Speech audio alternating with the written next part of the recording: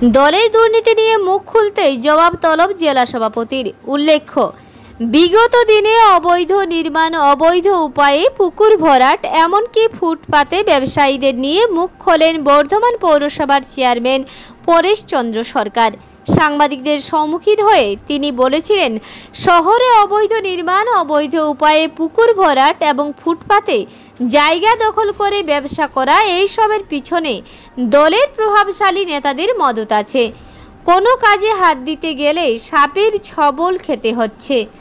এবার সেই খবর সংবাদ মাধ্যমে প্রকাশ হতেই নড়েচড়ে বসল পূর্ব বর্ধমান জেলা তৃণমূল কংগ্রেসের সভাপতি রবীন্দ্রনাথ চ্যাটার্জি। জেলা সভাপতি বর্ধমান পৌর প্রধানের উদ্দেশ্যে একটি চিঠি লেখেন।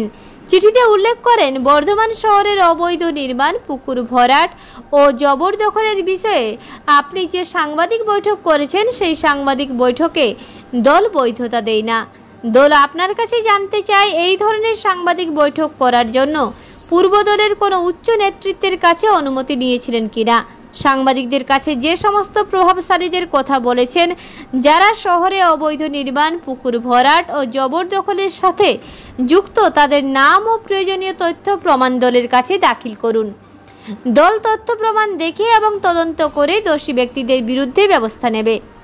তবে জেলা সভাপতির দেওয়া চিঠি সম্বন্ধে কিছু বলতে রাজি হননি পৌর প্রধান। তাকে জেলা সভাপতির দেওয়া চিঠি প্রসঙ্গে জিজ্ঞাসা করা হলে তিনি বলেন, এটা দলের আভ্যন্তরীণ বিষয়। জেলা সভাপতি আমার কাছে কোনো কিছু জানতেই পারেন। চিঠি প্রসঙ্গে জেলা সভাপতি রবীন্দ্রনাথ চট্টোপাধ্যায় বলেন, পৌর প্রধান যে সাংবাদিক বৈঠক করে বিভিন্ন বিষয় তুলে ধরেছেন, সেটা তো তারই দেখা প্রয়োজন, কারণ তার পৌর এলাকা। পৌর এলাকায় যদি কোনো বিষয়ে কোনো সমস্যা হয়ে থাকে, সেটা তারই দেখা দরকার। আমরা পরিষ্কার জানতে চেয়েছি তিনি কাকে টার্গেট করছেন। অন্যদিকে বিজেপির নেতা মৃত্যুঞ্জয় চন্দ্র এই প্রসঙ্গে বলেন, মমতা বন্দ্যোপাধ্যায় বেশ কয়েকদিন যাবৎ যে অবৈধ নির্মাণ, ফুটপাত মুক্ত করার কথা বলেছিলেন, তাতে অনুপ্রাণিত হয়েই বর্ধমান পৌরসভার পৌর প্রধান পরেশ চন্দ্র সরকার হয়তো কথাগুলো বলেছিলেন।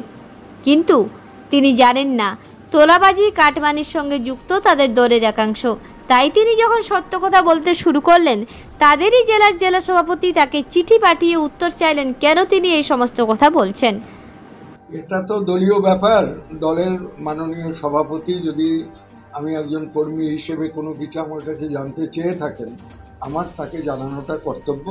কাজেই আমাদের এটা অভ্যন্তরীণ দলীয় বিষয়। আমি আপনাদের কাছে এ বিষয়ে কিছু বলতে চাই না। আমি আগে চিঠি দেখব তিনি কি চেয়েছেন না চেয়েছেন, এবং তার সঙ্গেই আমার যোগাযোগ করতে হবে। আমি কোনো কথা আপনাদের আজকে উত্তরে বলবো না, যেহেতু আমার সম্মানীয় জেলার সভাপতি আমার কাছে কিছু জানতে চাইতেই পারেন।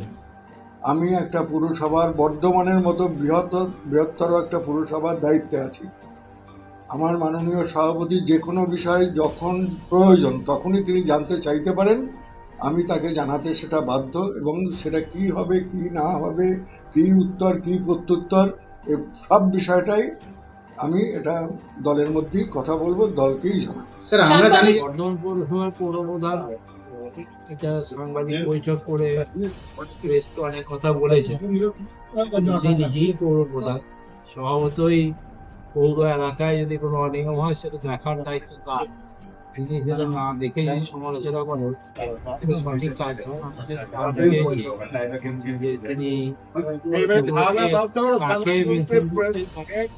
তাদের বিরুদ্ধে কি হবে সেগুলি সঠিকভাবে জানা যায়। দলীয় কাকে উনি টার্গেট করছেন না, আমরা সেইটাই জানতে চাইছি যে তিনি পরিষ্কার করে বলেন যে তিনি কাকে টার্গেট করছেন এবং কি কারণে হচ্ছে। সেটা যদি সত্য হয় তাহলে দল টার্গেট কি আপনাকে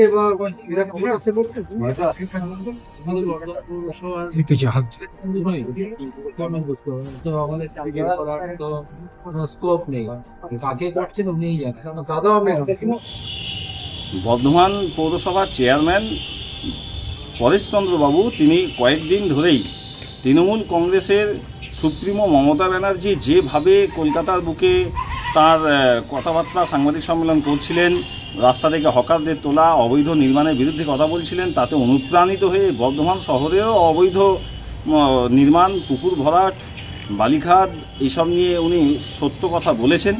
আর যে সত্যটা বলার পর দলের বেশিরভাগ অংশই আজকে বিপদে পড়েছে, কারণ তৃণমূল কংগ্রেসের বেশিরভাগ নেতারাই তারা পুকুর ভরাট, অবৈধ নির্মাণ, বালিখাদ সবের সঙ্গে যুক্ত। কাটমানি তোলাবাজি ছাড়া তৃণমূল কংগ্রেসের নিজস্ব কোনো এজেন্ডা নেই। আজকে যখন পরেশচন্দ্রবাবুর মতো একজন বয়স্ক রাজনীতিবিদ তিনি চাইছেন যে মমতা ব্যানার্জির পথে হেঁটে দলটাকে আর একটু আগিয়ে নিয়ে যেতে বা সাধারণ মানুষের কল্যাণের কথা ভাবছেন, তখন দেখা গেল যে সেই দলেরই জেলা সভাপতি রবীন্দ্রনাথবাবু তাকে শোকজ করছেন।